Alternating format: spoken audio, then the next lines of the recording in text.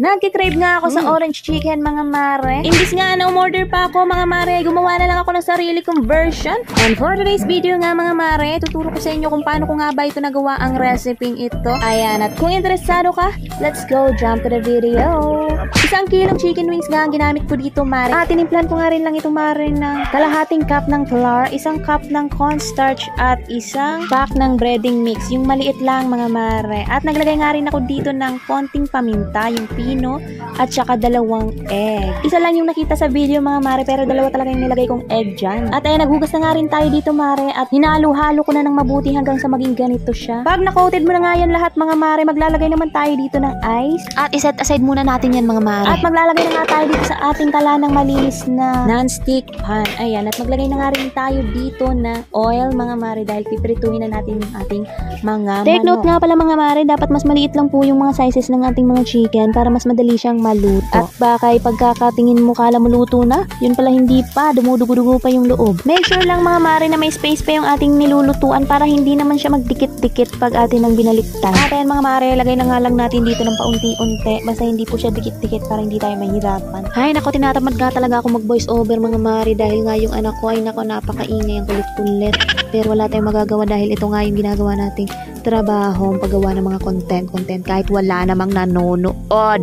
Ay dapo. At ayan mga mare, pag ganyan na nga na dumudugo na, pagkakaganyan na nga mga mare na dumudugo na, pwede na natin yan baliktaran. Ayan. At binaliktad ko na nga yan lahat dyan. At pagkakaganyan na nga yan mga mare na medyo kayong manggina, pwede mo na yung iahon sa kahirapan mga mare. At syempre drain natin yan para hindi lumambot yung kanyang mga balat. At hindi naman matanggal yung ating mga kinoted na pangpalasa. Ayan.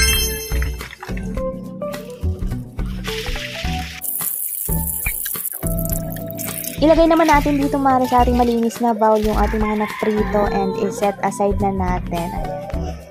Sa malinis naman na lalagyan mare, gumawa naman tayo dito ng ating sauce. Ayan, naglagay nga ako dito mare ng 1 cup na tubig at pinagdagan ko ng kaunti para hindi naman masyadong matamis. At naglagay nga tayo dito ng tang orange mga mare, kinalahati ko lang yan mare. And then mga mare, maglagay naman tayo dito ng oyster sauce, 1 sachet lang yan yung maliit mare.